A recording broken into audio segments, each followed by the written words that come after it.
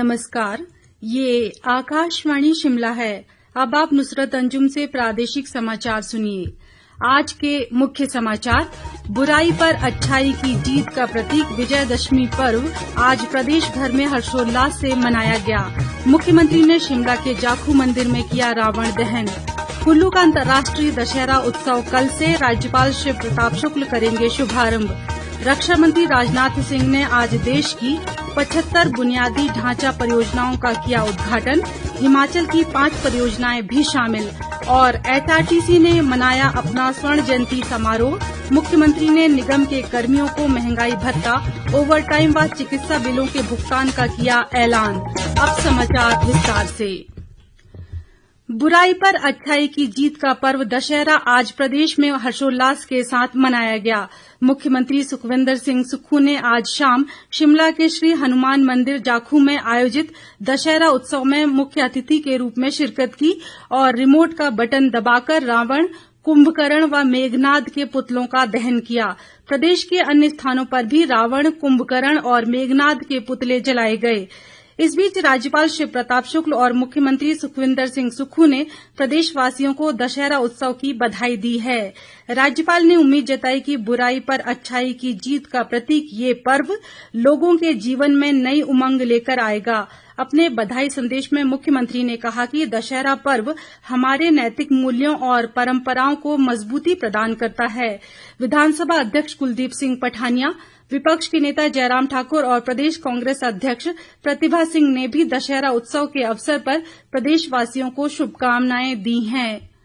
उधर कुल्लू का अंतर्राष्ट्रीय दशहरा उत्सव कल से शुरू हो रहा है। 1 सप्ताह तक चलने वाले दशहरा उत्सव का शुभारंभ राज्यपाल शिव प्रताप शुक्ल करेंगे। इस मौके पर भगवान रघुनाथ जी की रथ यात्रा निकाली जाएगी। कुल्लू के ऐतिहासिक ढालपुर मैदान में सैकड़ों देवी देवता शोभा यात्रा में भाग लेने के लिए पहुंचे हैं। इस बार उत्सव के लिए 332 देवी देवताओं को निमंत्रण पत्र भेजे गए हैं। दशहरा उत्सव के दौरान 25 देशों के सांस्कृतिक दल जहां अपनी प्रस्तुतियां देंगे, वहीं विभिन्न खेल प्रतियोगिताओं का भी आयोजन किया जाएगा। अंतर्राष्ट्रीय दशहरा उत्सव के दौरान 19 अक्टूबर को कुल्लू कार्निवाल का आयोजन किया जाएगा, जिसमें विभिन्न सरकारी विभागों के कार्यक्रमों व उपलब्धियों को दर्शाती झांकियां शामिल होंगी। मुख्यमंत्री सुखविंदर सिंह सुक्खू 19 अक्टूबर को मेले के समापन समारोह में मुख्य अतिथि के रूप में शिरकत करेंगे। इस बीच मुख्य संसदीय सचिव सुंदर सिंह ठाकुर ने आज रथ मैदान में स्थापित हाई मास्ट लाइट का उद्घाटन किया। इससे रात्रि के समय पर्याप्त रोशनी उपलब्ध होगी और रात के समय भी खेलों का आयोजन संभव होगा। केंद्रीय रक्षा मंत्री राजनाथ सिंह ने आज सीमा सड़क संगठन बीआरओ द्वारा 2,236 करोड़ रुपए की लागत से निर्मित 75 बुनियादी ढांचा परियोजनाओं का उद्घाटन कर इन्हें राष्ट्र को समर्पित किया। इन परियोजनाओं का निर्माण अंडमान और निकोबार द्वीप समूह सहित देश के 11 सीमावर्ती राज्यों और केंद्र शासित प्रदेशों में किया गया है। रक्षा मंत्री ने 22 सड़कों, 51 पुलों और 2 अन्य विविध परियोजनाओं का उद्घाटन किया। इन परियोजनाओं में 5 हिमाचल प्रदेश में शामिल हैं। वर्चुअल उद्घाटन समारोह में रक्षा मंत्री ने कहा कि वर्ष 2014 में राष्ट्रीय जनतांत्रिक गठबंधन सरकार के सत्ता में आने से पहले विकास की गति रुक गई थी और पूर्वोत्तर व सीमावर्ती राज्य विकास के अवसरों से भी वंचित थे। लेकिन केंद्र में सरकार बदलने के बाद पूर्वोत्तर व सीमावर्ती राज्यों को विकास की मुख्य धारा में वापस लाया गया है। इतना ही नहीं, रक्षा क्षेत्र में इन क्षेत्रों के महत्व को भी ध्यान में रखते हुए आवश्यक विकास को गति देने की पहल भी की गई है। इस बीच राज्यपाल शिव प्रताप शुक्ल ने भी वर्चुअल माध्यम से उद्घाटन समारोह में भाग लिया। उन्होंने हिमाचल को 5 परियोजनाएं समर्पित करने के लिए रक्षा मंत्री का आभार जताया। इनमें मनाली सरचू सड़क, पोवारी पू खाब शिपकिला सड़क और खाब समदो काजा ग्राम्फू सड़क पर 5 पुलों का निर्माण शामिल है। राज्यपाल ने कहा कि इन परियोजनाओं से भारत चीन सीमा पर संपर्क और सामरिक महत्व की सड़कों, पुलों व अन्य तैयारियों को बल मिलेगा। उन्होंने कहा कि प्रदेश में सीमा सड़क संगठन ने रिकॉर्ड समय में इन पुलों का निर्माण किया है। सांसद व प्रदेश भाजपा महासचिव सिकंदर कुमार ने कहा है कि पार्टी का सक्रिय सदस्यता अभियान 16 से 31 अक्टूबर तक चलाया जाएगा। इसके लिए पार्टी के चंबा, नूरपुर, पालमपुर, हमीरपुर, महासू और शिमला जिलों की कार्यशालाएं 14 अक्टूबर से आयोजित होंगी। इनमें सांसदों और विधायकों के अलावा अन्य पदाधिकारी भाग लेंगे। हिमाचल पथ परिवहन निगम ने आज अपना 50वां स्थापना दिवस मनाया। शिमला में हुए स्वर्ण जयंती समारोह में मुख्यमंत्री सुखविंदर सिंह सुक्खू और उप मुख्यमंत्री मुकेश अग्निहोत्री ने शिरकत की। इस मौके पर मुख्यमंत्री ने निगम के कर्मियों को 4% महंगाई भत्ते, ओवरटाइम व चिकित्सा बिलों के भुगतान का ऐलान किया। उन्होंने कहा कि निगम के कर्मियों को 55 महीने के ओवरटाइम के भुगतान के लिए 97 करोड़ 50 लाख रुपए दिए जाएंगे और ओवरटाइम की अदायगी का पूरा भुगतान अगले वर्ष 31 मार्च तक कर दिया जाएगा।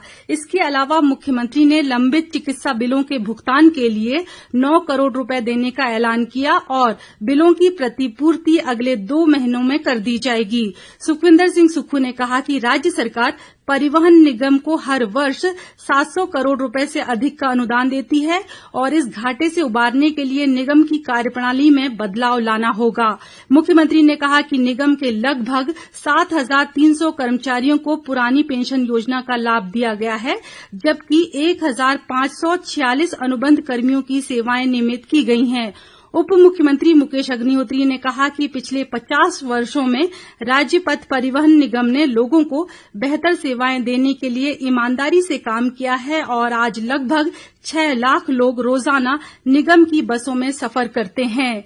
इस मौके पर चालक पवन कुमार, हेमराज और जगन्नाथ को 25 साल के सेवा काल में कोई बस दुर्घटना न करने को लेकर मुख्यमंत्री ने सम्मानित किया। इसके अलावा निगम के लगभग 21 अधिकारियों व कर्मचारियों को बेहतर सेवाओं के लिए विशिष्ट सेवा सम्मान दिया गया।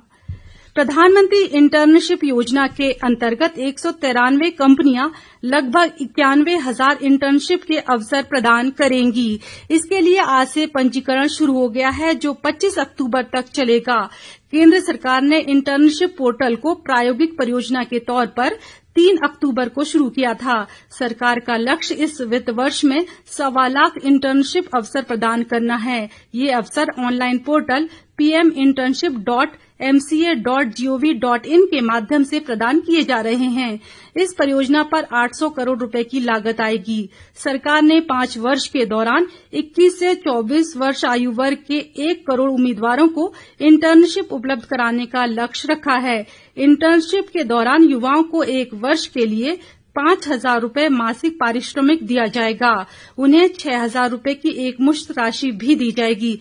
इंटर्नशिप के ये अवसर 36 राज्यों और केंद्र शासित प्रदेशों के 737 जिलों में उपलब्ध होंगे। ये अवसर तेल, गैस, ऊर्जा, यात्रा, आतिथ्य, वाहन, बैंकिंग और वित्तीय सेवाओं जैसे 24 क्षेत्रों में मिलेंगे। उप मुख्य सचेतक केवल सिंह पठानिया ने शिक्षा, संवाद और शिक्षक कार्यक्रम के तहत आज कांगड़ा जिले के 229 शिक्षकों को टैबलेट बांटे। उन्होंने कहा कि कांगड़ा जिले के प्राथमिक शिक्षकों को 2,726 टैबलेट दिए जा रहे हैं और इस पहल का उद्देश्य शिक्षण कार्यों में आधुनिकीकरण को बढ़ावा देना है। केवल सिंह पठानिया ने बताया कि जिले में लगभग 500 जेबीटी अध्यापकों की भर्ती की गई है और अन्य रिक्त पदों को भी जल्द भरा जाएगा। राष्ट्रीय स्वयंसेवक संघ आरएसएस ने आज अपना 99वां स्थापना दिवस मनाया। आरएसएस की स्थापना वर्ष 1925 में विजयदशमी के शुभ अवसर पर प्रथम सरसंघ चालक डॉक्टर केशव बलिराम हेडगेवार ने नागपुर में की थी। संघ के स्थापना दिवस पर नागपुर में आयोजित एक कार्यक्रम में संघ प्रमुख मोहन भागवत ने शैक्षिक संस्थानों में सांस्कृतिक मूल्यों को विकसित करने की आवश्यकता को रेखांकित किया।